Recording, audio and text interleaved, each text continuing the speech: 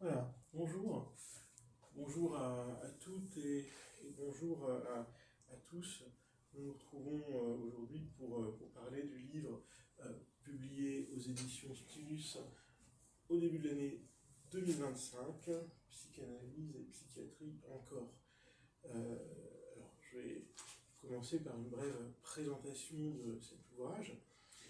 Il s'agit d'un ouvrage qui donne suite à un colloque qui a eu lieu à l'École normale supérieure en mai 2023, suite à un séminaire qui avait été organisé par l'association Psychanalyse Actuelle, où nous avions convié un certain nombre de psychiatres et psychanalystes qui travaillaient donc dans le champ institutionnel et qui venaient témoigner de leur pratique, de leur interrogation, de leurs questions et de leur expérience à propos de cette convergence ou divergence, en tout cas de cette connexion et de ces déconnexions entre psychiatrie et psychanalyse. Suite à cela, donc, ces journées en mai hébergées à l'École normale supérieure avaient permis des rencontres. Le travail final, le livre lui-même, reprend les interventions dans un ordre remodelé pour permettre une meilleure visibilité, plus de suivi dans les chapitres et une organisation un tout petit peu remodelée du plan de ces journées afin de leur donner un petit peu de tenue et la forme d'un ouvrage. Alors, on remercie bien sûr les éditions Stylus de nous avoir permis de publier cet ouvrage. Je fais une petite introduction autour du livre, mais avant je présente également les personnes qui sont ici et je me présente aussi. Donc je commence par présenter peut-être Jean-Baptiste. Jean-Baptiste Legui, tu es psychologue de formation psychologue et tu exerces en tant que psychanalyste, psychologue, psychanalyste. Et Eugène Perlard, tu es psychiatre, bien sûr, de formation, tu restes psychiatre et tu exerces. Je n'exerce plus vraiment comme psychiatre. Comme analyste alors. Oui, comme psychanalyste, psychothérapeute. D'analyste. Je suis pour ma part de formation psychologue et j'exerce également comme analyste. Alors tous les trois à Paris, nous sommes tous les trois basés à Paris, mais dans le livre, il y a un nombre assez important de contributeurs. Et il est intéressant de noter leur variété de statuts, de positions. Parmi les contributions dans ce livre, il y en a qui sont écrites par des psychiatres chefs de pôle hospitaliers, d'autres par des médecins ou anciens médecins directeurs de centres médicaux psychologiques ou médicaux psychopédagogiques. Certains auteurs travaillent avec des adultes et d'autres avec des enfants. Il y a un psychologue aussi parmi les auteurs du livre, David Porot-Gozlan. Certains exercent dans un cadre privé, et certains ont proposé d'être présentés comme psychiatres, d'autres comme psychiatres et psychanalystes. Donc il y a une grande diversité dans les positionnements, dans les manières de se présenter, dans les ancrages. Il y a aussi une grande diversité géographique, c'est intéressant, on ne se base pas seulement sur l'expérience de personnes travaillant à Paris. Il y a des auteurs qui travaillent en divers points de la région parisienne, de l'Île-de-France, mais aussi à Strasbourg, à Reims, à Grenoble. On a donc une vision de différents champs, de la psychiatrie et de la pratique des psychanalyses, si on veut mettre le pluriel en psychiatrie en France, et une diversité enfin de provenance institutionnelle dans le champ même des associations psychanalytiques, puisqu'il y a une réelle diversité de représentation des associations, avec des auteurs qui émergent à Psychanalyse Actuelle, d'autres à la Fondation Européenne de la Psychanalyse, qui n'est pas exclusive d'ailleurs l'un de l'autre, Espace Analytique, les forums du champ lacanien, le Cercle freudien, la Société de psychanalyse freudienne, et encore l'école psychanalytique de Sainte-Anne, la Fédépsy de Strasbourg, le groupe d'études psychanalytiques de Grenoble, et enfin, c'est pas tout à fait une école, mais c'est quand même important, l'association La Criée de Reims. Alors, simplement cette énumération pour indiquer que il y a un nombre intéressant d'associations, de représentants de ces associations, ou en tout cas de membres, personnes qui sont membres de ces associations, qui se retrouvent dans ce livre pour partager certains constats, pour échanger, pour travailler ensemble, pour proposer un ouvrage commun. Et Jean-Baptiste, pour ta part, j'avais noté de le rappeler, tu es membre d'un autre psychanalyse à l'hôpital. Qui est une école de psychanalyse aussi. Qui est aussi une école, pas seulement une association, qui est aussi une école. En fait, j'avais quel hôpital. Alors en fait, ça s'est basé sur l'expérience de Fernando de Amorim à l'hôpital Avicenne, à Bobigny. Et là, il y a des membres qui sont sur différentes structures. J'ai une collègue qui travaille dans le 91 et il y a un travail qui avait été fait à un moment donné à Créteil, à l'hôpital Saint-Louis aussi, avec le service précarité. Différentes choses qui se sont faites, voilà. Mais surtout dans l'université, de point d'ancrage et de pratique, je suppose. Et surtout, c'est une articulation entre le champ de la médecine et le champ de la psychanalyse. C'est ça. Voilà, je pourrais en parler un peu plus tout à l'heure. Tout à fait, avec plaisir. C'est l'enjeu de cette discussion, d'échanger autour de nos expériences respectives et de ces thématiques. Alors, on en parlera. J'avais moi-même d'ailleurs assisté à une manifestation de ton association, de ton école, fut un temps. En effet, on reviendra sur son expérience, évidemment. Alors, bon, lorsque j'ai publié sur un réseau social l'annonce de la sortie de la publication du livre qui nous rassemble aujourd'hui, c'est une anecdote que j'avais déjà racontée lors d'une présentation en librairie. Une personne, donc, sur un réseau social, avait fait un commentaire en demandant « Mais qu'est-ce que la psychanalyse aurait à faire en psychiatrie ?» Une anecdote que j'ai déjà mentionnée, et il me semble que c'était une question qui était posée d'une façon assez simple, ni agressive, ni avec une vision polémique, mais simplement un peu naïve ou peu informée. Donc, il y avait un étonnement, donc, une interrogation. En effet, qu'est-ce que la psychanalyse aurait à faire en psychiatrie? Cette question, posée ainsi, avec une certaine dimension candide, montre en tout cas que la présence de la psychanalyse en psychiatrie ne va réellement pas, ou plus de soi. C'est un enjeu du livre d'esquisser des réponses. Je sais donc, Eugène, Dalla, Jean-Baptiste Le Gouy, que nous sommes bien sûr ici aussi pour parler de ça.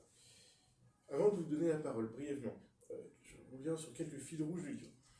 Alors, d'abord, le premier fil rouge, le constat partagé d'une situation de crise. C'est une crise des moyens en psychiatrie et une crise des méthodes. Crise des moyens, c'est la dégradation sur le terrain des conditions de travail et des lieux de travail, les soignants pressurés, les logiques néolibérales qui privatisent du secteur, une informatisation des protocoles de soins qui se limite bientôt à des protocoles virtuels, ou presque, donc un épuisement des personnels, des souffrances éthiques, une crise des vocations, les filières de formation souvent elles-mêmes en difficulté. Donc ce sont des thèmes, tout ça, qui sont abordés par la grande majorité des auteurs, qui témoignent dans une partie ou une autre de leur texte, de ce versant-là, de cette réalité-là de la psychiatrie aujourd'hui. Et aussi une crise des méthodes. Alors un pari perdu, semble-t-il, qui a été fait en faveur des classifications internationales du type DSM, avec une disparition corrélative de la tradition clinique en psychiatrie telle qu'elle était encore présente jusque dans les années 1980, puis qui commence à s'effilocher. De sorte que la crise des méthodes se traduit par le traitement des symptômes, c'est-à-dire une médicalisation de troubles, et non par l'écoute d'une parole. Les notions de transfert, de pulsion, de répétition, d'inconscient que nous avions tenté d'avancer ou d'interroger un petit peu, aujourd'hui sont très absents de l'activité qui mérite peut-être à peine d'être nommée clinique, mais qui mérite d'être nommée une activité médicale, de soins thérapeutiques. En tout cas, il y a un processus de dégradation du soin par standardisation des méthodes. Ce sont aussi des thèmes abordés dans la majorité des chapitres, et en particulier dans le premier chapitre où se sont trouvés regroupés certaines contributions récapitulatives, puisque certains auteurs, en effet, font un historique ou refont un historique avec un point de vue chaque fois un petit peu décalé, personnel, qui les rend intéressants de cette succession d'étapes. Dans le champ pédopsychiatrique, il y a une germination aujourd'hui des troubles 10, ce que soulignent plusieurs auteurs, les 10 praxies, les 10 fonctions, avec un choix de privilégier une approche en termes aussi de troubles du neurodéveloppement. C'est un thème qui est abordé dans le chapitre 4 du livre, qui est intitulé « L'enfance et l'enfant », où en particulier Sarah Stern et Hervé Bentata abordent cette question-là. Alors, le TND, les troubles du neurodéveloppement, comme un paradigme unique, presque, de la pédopsychiatrie aujourd'hui, c'est aussi une question qui est abordée par Louis Sciarra, qui a publié un livre récemment aux éditions RS, un livre collectif également, sur cette problématique.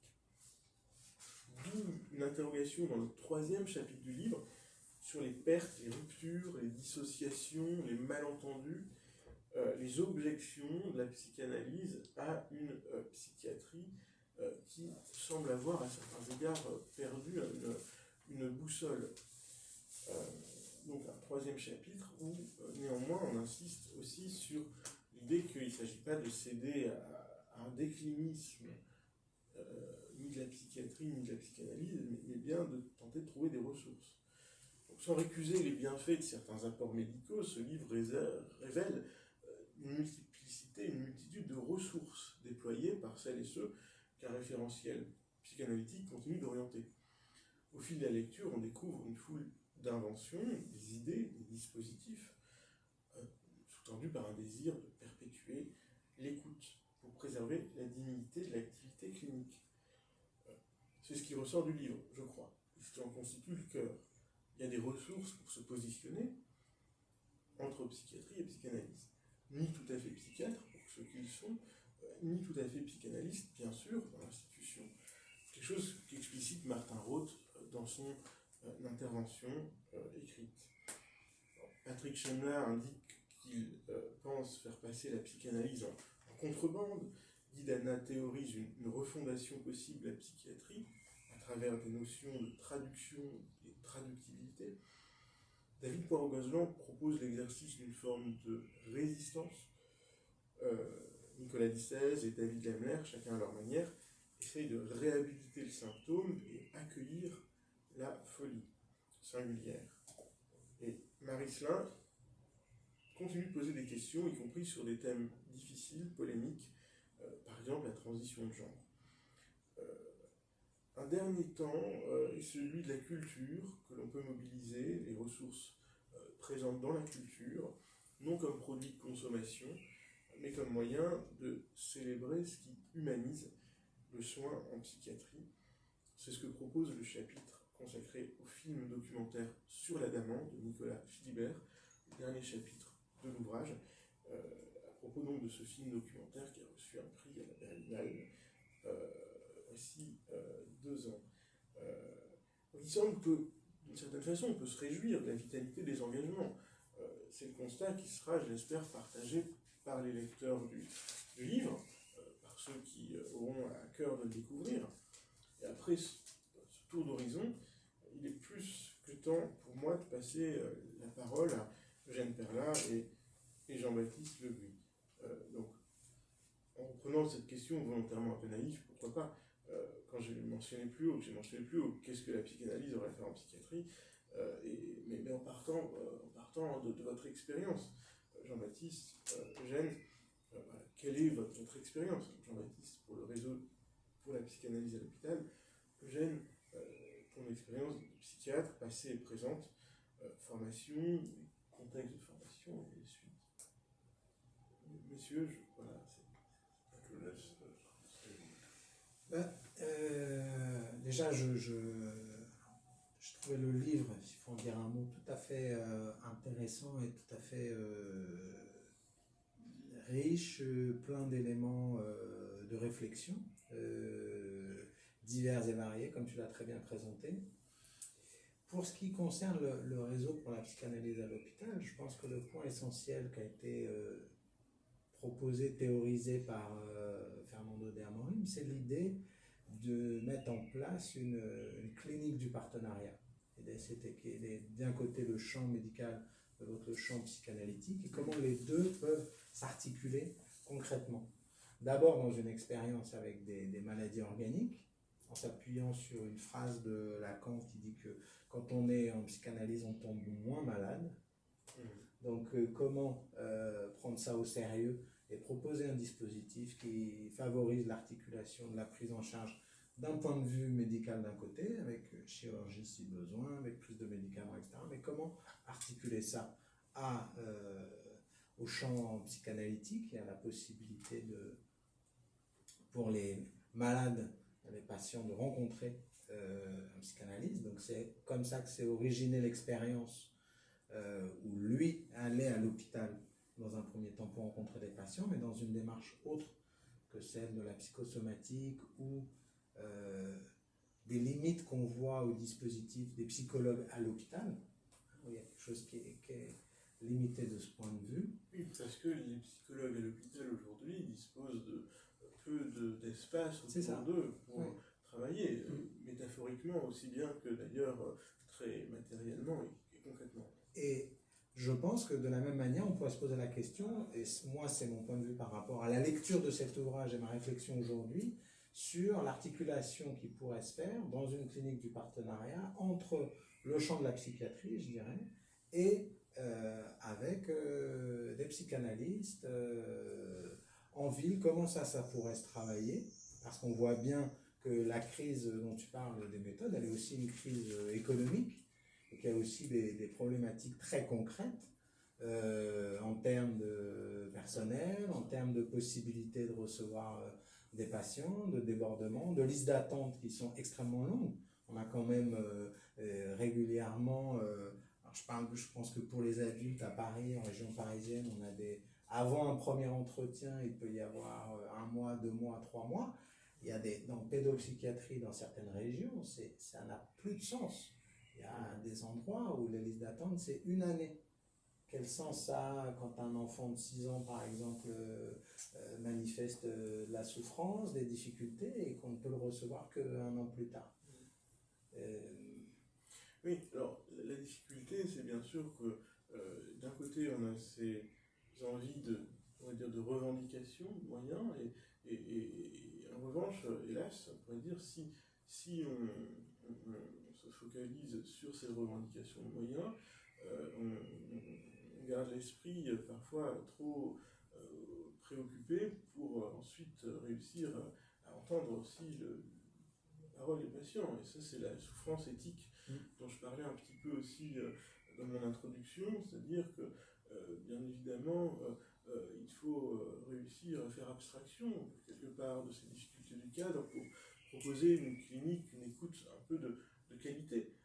Et hélas, la souffrance éthique de certains soignants aujourd'hui, elle provient entre autres du fait qu'ils ont le sentiment de proposer une écoute de qualité peut-être, mais à très très peu de personnes, en procédant donc à une sélection, à un tri des patients, qui fait que les institutions qui fonctionnent parfois sont celles où il y a aussi la conscience du fait qu'il y a un grillage à l'entrée, ce qui est une souffrance aussi pour le personnel soignant, des gens qui ont l'impression de réserver finalement leurs soins par la force des choses, s'ils veulent travailler, et pas simplement abattre la tâche ou revendiquer des moyens, ils sont obligés de réserver leurs soins à une minuscule proportion de personnes qui seraient dans cette attente. C'est effectivement quelque chose qui nous préoccupe, parce que la médecine à 2 vitesses est quelque chose qui n'est pas souhaitable pour la société. Ce sont des enjeux pour le collectif aussi.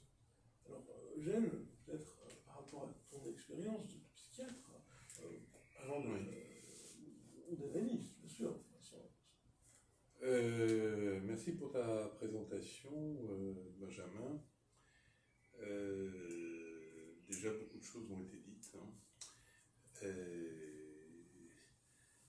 Je vais simplement, je suis sensible donc, à ce que nous évoquions un peu avant l'enregistrement, à savoir comment faire passer quelque chose à celui qui est ni psychiatre ni psychanalyste. Et quel est notre objet? Notre objet, c'est-à-dire qui va s'adresser à nous, ça, tout simplement. C'est le patient. Voilà, c'est le patient qui est au centre. Et quoi du patient? C'est pas le circuit neuronal, neurologique du cerveau, ni sa biochimie. Ça aurait pu être, mais ça n'est pas. Non pas en tant que psychanalyste que nous nions des circuits neuronaux, une biochimie, voire une génétique, mais ce n'est pas notre objet. Ce que nous proposons aux patients, c'est quelque chose... il vient avec une demande, c'est quelque chose qui a à voir avec sa demande, et il parle, dans l'immense majorité des cas, pour ne pas dire tout le temps, il parle de ce qui lui fait mal, de ses symptômes. Et nous avons le choix d'y répondre de diverses façons.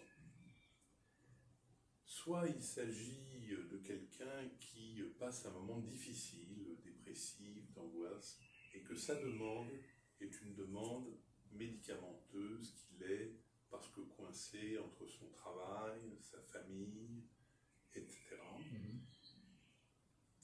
Et c'est vrai que souvent les médecins généralistes sont en première ligne pour ça et peuvent être amenés à prescrire soit des médicaments, soit des techniques de relaxation, soit des conseils de santé de façon qu'ils puissent aller mieux. Soit il vient avec une autre demande qui est celle de qu'est-ce qui se passe en moi, pourquoi. Voilà. Pourquoi ça m'arrive. Voilà. Ou alors il rencontre quelqu'un qui s'appelle psychanalyste, psychothérapeute, qui lui dit mais ça a commencé il y a combien de temps. Voilà. Et qu'est-ce que vous pensez de ce que vous êtes en train de me dire, de vos angoisses, ou que vous ne comprenez pas, ou avez-vous déjà pensé qu'il puisse y avoir des causes, pourquoi pas dire comme ça, ou quand est-ce que ça a démarré, qu'est-ce qui se passe, pourquoi vous n'en avez pas. Et là, le patient commence à parler. Et il parle du lien, soit il ne sait pas, ça arrive. Le psychanalyste est là pour le faire parler de différentes choses, et parfois pour faire des liens. Voilà, en disant, mais tiens, peut-être que, il n'y a pas de certitude. Soit il y a déjà pensé, ce qui est très souvent le cas, un décès, par exemple. Ou le faire la remarque, il dit, ben voilà, ça a commencé en 1970. Alors 1970, c'est une date qui vous évoque quoi? Ah ben, il y a eu le décès de mon grand-père, de ma grand-mère, ou de mon père, ou de ma mère, etc. Ou alors, ça a commencé à la naissance de mon troisième enfant, mon premier enfant, mon deuxième enfant. Il peut aussi dire ça a commencé au moment de la rupture, de la cassure de mon couple, de mon divorce. Il y a plusieurs possibilités, ou encore, depuis que j'ai le cancer, on m'a trouvé tel cancer. Plusieurs possibilités sont comme ça. Et à ce moment-là, il parle. Cette possibilité qui est donnée au psychanalyste de l'entendre selon une certaine façon, ou au psychothérapeute, psychanalyste et psychothérapeute, quand on va voir un psychanalyste, pas forcément pour faire une psychanalyse, ça peut être pour quelques entretiens. Après, on voit.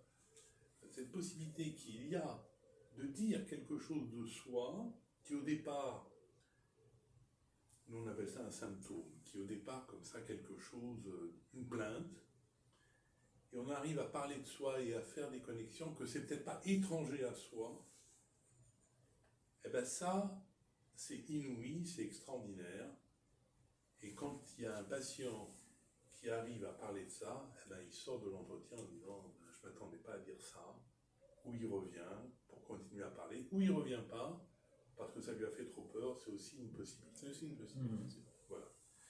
Le psychiatre, lui, il est dans une autre possibilité. Il est dans une autre dimension. Il est dans une dimension où il a une panoplie de moyens qui vont du médicament jusqu'à l'hospitalisation, en passant par différentes techniques, plus ou moins psychothérapiques, des conseils de santé aussi, aller faire du sport, etc. Et il a une connaissance, un savoir sur ces techniques. C'est-à-dire, il sait que telle molécule va diminuer, voire éteindre l'angoisse. Mais il ne peut pas, lorsqu'il agit comme psychiatre, entrer plus en avant sur ce que le patient a à dire de sa vie et des liens entre le symptôme et sa vie. Il va faire l'histoire de la maladie, c'est-à-dire, avez-vous déjà eu des médicaments psychiatriques, avez-vous déjà eu ces symptômes, Le patient va dire oui, j'ai été hospitalisé pour une dépression, quels médicaments vous a-t-on donné? Parce que ce qui lui importe au psychiatre, c'est les médicaments qui ont marché, leur cinétique, c'est-à-dire à quelle vitesse, quelle dose, etc. Il est dans une optique chimique, biochimique, pharmacologique et d'efficience. Alors, je termine juste pour faire le lien. L'un n'est pas en contradiction avec l'autre. Il y a des gens qui viennent en analyse et qui sont sous somnifères, sous Valium, Tranxène ou autre, je termine juste sur benzodiazépine. Ça n'empêche pas le travail d'écoute du psychanalyste et ça n'empêche pas que le patient puisse continuer sa prescription. Voilà. Est-ce que j'ai une question là-dessus? Est-ce que vous avez observé en tant que psychiatre que des patients qui étaient parallèlement en psychanalyse, par exemple, ça pouvait aboutir à une diminution du traitement médicamenteux? Tout à fait. De même que ça m'arrive parfois, pas toujours, de dire ça semble aller très mal, si vous voulez, parce que c'est le patient qui décide, si vous voulez, vous pouvez aller voir un psychiatre, et je travaille en collaboration avec des psychiatres, ça m'arrive. Mais c'est vrai, ce que dit Jean-Baptiste Le Gouy, c'est vrai que le psychiatre, au fur et à mesure de l'analyse, laisse tomber ses médicaments au moment qu'il juge opportun, et ça m'arrive d'intervenir en disant on va y aller doucement, demander l'avis du psychiatre. Je ne veux pas intervenir parce que les deux sont antinomiques. Voilà, c'est les médicaments, ils comprennent assez rapidement que les médicaments c'est comme une béquille, mais la béquille est utile quand on a mal. Voilà, ça c'est vrai. Que la béquille soit anglaise ou... Je suis tout à fait d'accord, et c'est une habitude que j'ai et que nous avons au sein du RPH. Lorsque, dans le cadre de la psychothérapie ou d'une psychanalyse, apparaissent des symptômes divers et variés qui peuvent être aussi organiques ou corporels, de tout de suite dire voilà, est-ce que vous avez été voir votre médecin, est-ce que vous avez été consulté, voilà, il y a quelque chose tout à fait à articuler comme ça, tout à fait important, me semble-t-il. Alors, c'est vrai que pour le psychanalyste, et il faut dire pourquoi, moins il y a de médicaments, mieux c'est. Pourquoi? C'est très simple. Parce que le psychanalyste s'intéresse à cette chose absolument inconnue qui est appelée l'inconscient. Voilà. C'est-à-dire que la personne qui vient n'en sait rien de cet inconscient. Le psychanalyste, lui, il faut quand même le dire, il s'est allongé, il a fait une psychanalyse, souvent longue, et il a fait une psychanalyse de formation. Il s'est mis en contrôle ou en supervision, parce qu'il a eu ses premiers patients, pour voir s'il travaillait bien. Voilà, donc il a une expérience de ça.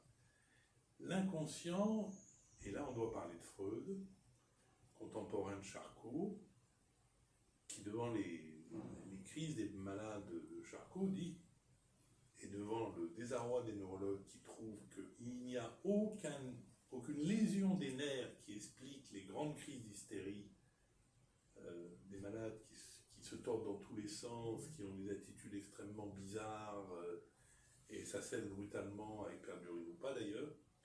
Freud a dit, mais non, il n'y a pas de trajet nerveux lésé, la biochimie ne retrouvera pas non plus de molécules, de déficit moléculaire, c'est psychique.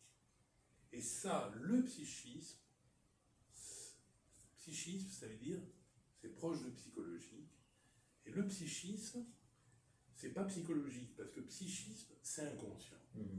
Alors, comment on a une idée de l'inconscient? On a l'idée de l'inconscient bien avant Freud dans la culture populaire, puisqu'il y avait des gens d'un certain âge, d'habitude les plus vieux, les plus sages, comme on disait, qui demandaient, à qui on venait de dire, voilà, j'ai fait un rêve, et ça remonte dès la Bible, c'est l'histoire de Joseph, qui dit au pharaon, pour cette année de vache maigre, de vache grasse, j'ai fait un rêve, voilà ce qu'il dit.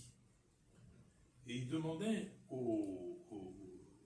à celui qui avait l'expérience sage de donner une lecture. Ce n'était pas de la psychanalyse, mais c'était prendre en compte quelque chose qui avait échappé à la volonté du patient et qui était arrivé là. Voilà. Alors j'essaye un petit peu, bien sûr, à ma façon de sensibiliser. J'interviens dans un institut de formation, une école des psychopraticiens, et j'essaye de sensibiliser chaque année deux groupes d'élèves, chaque fois, chaque semestre, effectivement, à ces questions. Et en effet, Freud écrit dans, bien sûr, l'interprétation des rêves, que le bon sens populaire, absolument, il y a un petit passage, lui, le bon sens populaire, en cherchant un sens au rêve, aperçut quelque chose que la médecine ne pouvait pas percevoir. Là, il donne raison au bon sens populaire, non pas dans l'idée d'une, évidemment, divination par les rêves, mais dans le sens où le bon sens populaire aperçut qu'il y avait une signification possible du rêve, et pas seulement un phénomène moteur inhibé, restant dans les canaux sensoriels qui donneraient lieu à une impulsion donc psychique qui serait, etc., dans les théories effectivement du rêve, qui étaient les théories médicales de l'époque de Freud, et qui sont aujourd'hui encore un petit peu dans l'étude, qui expliquent le rêve, donc par exemple des charges neuronales réflexes.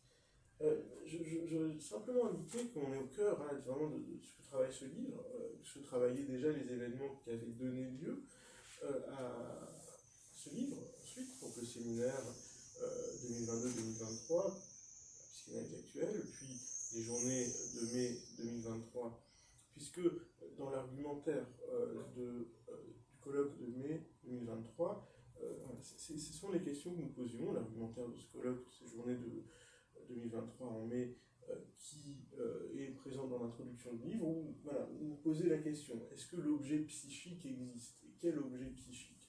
Voilà, toi, tu permets de souligner la différence. L'objet psychique du psychiatre s'intéresse à la chimie, c'est pas l'objet psychique de l'analyste, qui s'intéresse au psychique comme inconscient.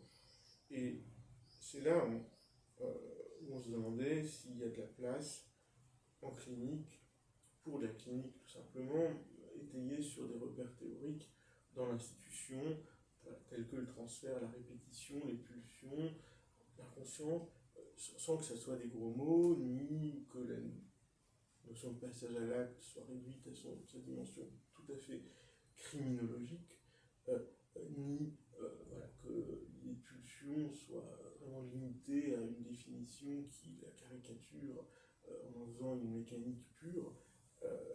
Il y a du psychique. C'est effectivement ce que nous avions essayé de questionner. Voilà. Nous sommes au cœur de ce qui fait ce livre et de ce qui était l'ouverture même de ce livre. Et j'ajouterai pour le dernier mot, pour ma part, puisqu'ensuite on a largement débordé sur le temps imparti, ce sera mon tout dernier mot. Ensuite, vous concluez chacun à votre façon. Si vous le souhaitez, j'ajouterai qu'il y a aussi une dimension de débordement dans l'extension de la psychanalyse vers les questions politiques et sociales, des enjeux de l'inconscient qui sont portés par la clinique analytique. Et il me semble que c'est quelque chose que ne permet pas, bien sûr, une approche purement médicale du symptôme, d'interroger aussi ou de permettre que le singulier un petit peu se connecte, y compris dans sa difficulté à vivre, au collectif.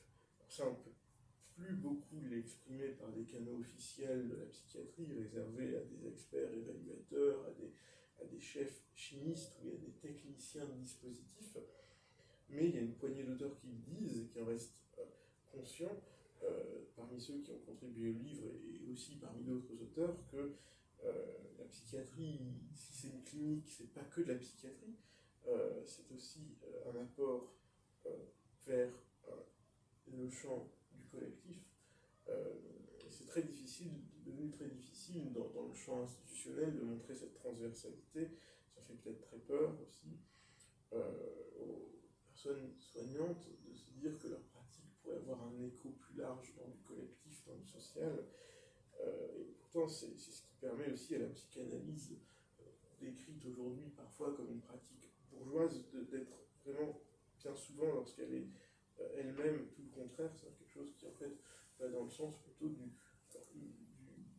question sur le collectif, sur le lien social, sur la liaison entre les gens, sur ce qui fait tenir aussi le fait que l'agressivité ne soit pas celle qui a toujours le dernier mot, et qu'il y a une créativité possible autre, grâce à la clinique, étayée par la théorie, par les notions, par l'écoute. Bon, j'ai été très long, encore une fois, mais cette fois-ci, c'est vraiment le dernier mot qui me revient. Et vous pouvez prendre le temps. Moi, je dirais, j'ai bien compris, il faut être un peu bref. Pour rebondir sur ce que tu viens de dire, et là, je dirais deux choses. Je pense que les psychanalystes ne témoignent pas suffisamment de l'efficace de leur pratique clinique. Je pense qu'il y a quelque chose là qui, dans le discours public, manque on a suffisamment d'éléments quand même depuis longtemps, enfin longtemps, c'est une vieille discipline, mais un peu plus d'un siècle, mais tout de même il y a quand même beaucoup d'éléments sur lesquels on peut s'appuyer qui méritent d'être défendus de la part des psychanalystes.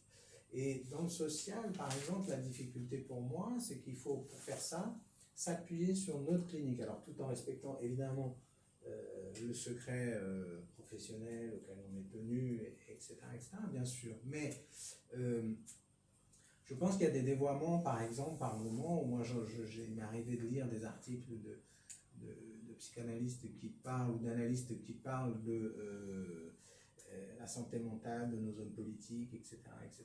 Pour moi, on se fourvoie en allant de ce côté-là. Je pense qu'on a à défendre notre pratique au quotidien, ce qu'elle apporte, en quoi elle peut être une aide tout à fait concrète, qu'elle n'est pas uniquement effectivement réservée à une bourgeoisie désœuvrée, etc., qui a envie de se... non. Ça ne correspond pas à notre expérience. C'est pas notre expérience, absolument. Et je sais qu'au RPH, on va faire l'année prochaine notre 50e colloque. Tous les colloques ont une part très importante dédiée à la clinique, où les différents cliniciens de notre école témoignent de leur pratique clinique pendant ces colloques. Et à mon avis, ce sont des éléments tout à fait importants à signaler. C'est vivant, c'est très concret, c'est pas quelque chose du passé, c'est quelque chose qui sans aucun doute a de l'avenir. Moi, je pense qu'il faut défendre ça. Je pense qu'il faut que les psychanalystes disent très clairement que la psychanalyse a de l'avenir. Et je pense que c'est un des points importants. Et c'est là où je rebondirai pour terminer sur la postface de Jean-Jacques Moscovitz dans le livre sur l'actuel de la question, et oui, du colloque psychiatrie et psychanalyse encore, où il ouvre sur tout un tas de questions, et à la présentation qu'on a été faite à la librairie Chan, et il est intervenu dans ce sens-là en disant et après, et maintenant, et je pense qu'effectivement, il faut se rencontrer, discuter, faire le point sur ce que proposent les différentes institutions dans lesquelles on se forme à la psychanalyse. Il faut essayer de se rassembler, à mon avis, et défendre que la psychanalyse a de l'avenir. J'ai indiqué que pour ma part, je maintiendrai ce que j'avais dit tout à l'heure, parce que simplement, voilà, par décence, voilà, je laisse la parole. Ok, merci. Tout à fait d'accord avec ce que Jean-Baptiste Le Gouy avance sur la postface. L'ouvrage est tout à fait intéressant. Il témoigne de l'activité de grands praticiens, psychiatres, psychologues, psychanalystes, de différentes associations qui se posent vraiment la question: qu'est-ce qu'il en est aujourd'hui de parler? Voilà. Est-ce que quand on souffre, psychiquement, nous on dit psychiquement, on ne dit pas mentalement, est-ce qu'on peut trouver quelqu'un avec qui parler, avec cette idée que nous, psychanalystes, on a un savoir sur l'inconscient, mais que monsieur et madame tout le monde ont un savoir à travers les rêves, les actes manqués, les lapsus et les symptômes. Voilà, c'est-à-dire des choses qu'on ne comprend pas. Hein, dans le genre, le gars qui ouvre une conférence dit au lieu de dire j'ouvre la conférence, il dit je ferme la conférence. Voilà, il fait un lapsus et il se dit mais comment j'ai pu sortir une bêtise pareille. Bon, voilà. Et qu'on prend Freud. Pour prendre un petit peu plus de... Alors, la psychiatrie a une histoire. C'est l'histoire de la folie qu'a très bien écrit, et on parle beaucoup dans ce livre de Michel Foucault, l'histoire de la folie à l'âge classique, qui débute par l'enfermement des fous, la nef des fous, jusqu'à l'arrivée de la psychanalyse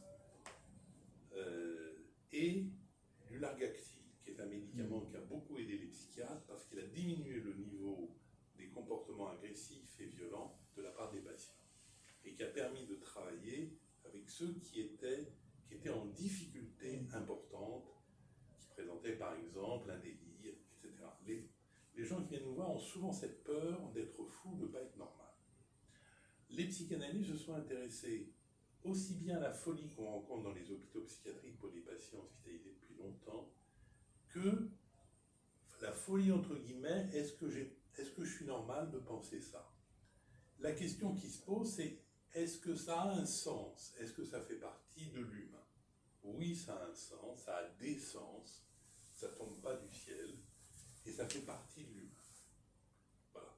Les médicaments trouvent leur place quand c'est envahissant, bien sûr, mais pouvoir en parler permet la position de celui qui vient change par rapport à ce qu'il ressent, voire la disparition des symptômes qu'il présente, des gens qui cessent d'être délirants, qui cessent d'être angoissés, qui cessent d'être déprimés. Ils ont compris quelque chose et ils ont pu dire les mots qu'ils n'avaient pas pu dire, enfants, parce qu'ils n'avaient pas les oreilles de leur entourage à qui les dire. Voilà. Ok. Mais je voudrais terminer sur un point, même si ça aurait été une bonne fin, je suis d'accord. Un point, ce que nous appelons la question de la personne, mais en termes psychanalytiques, on parle de la question du sujet, au sens de la personne, et aujourd'hui, dans la totalité de la santé, très perturbée. On est tous devenus des objets de consommation. Tous. On est dans des trucs performatifs, dans des trucs efficience, dans laquelle notre âme, c'est-à-dire notre psychisme, notre âme c'est un mot grec, mais on s'en occupait déjà à cette époque-là, notre psychisme n'arrive plus à exister. Donc là, les gens ont envie de parler d'eux et de voir un peu comment ça fonctionne dans leur tête. Voilà. Alors c'est ce qu'on appelle du collectif au sujet. Il y a un effet du collectif sur le sujet. Herman Simon a dit, pour soigner les patients à l'hôpital, il faut déjà soigner l'institution. Voilà. Bon, Lacan s'est occupé de gens qui étaient très malades, comme les sœurs Papin, qui avaient des délires, etc. Et il y a des analystes qui ont travaillé avec ces gens-là et qui les ont fait sortir peu ou prou, ou un peu plus, avec l'aide parfois d'une médication, de là où ils en sont. Voilà, je lisais ce livre, il est excellent, il témoigne de l'état de la psychiatrie et de la psychanalyse en 2024, 2025. Moi je trouve que ça vaut la peine qu'il soit lu, on comprend des tas de choses, il est très bien fait. Voilà. Merci. Merci. Merci. Merci aussi à vous et à bientôt.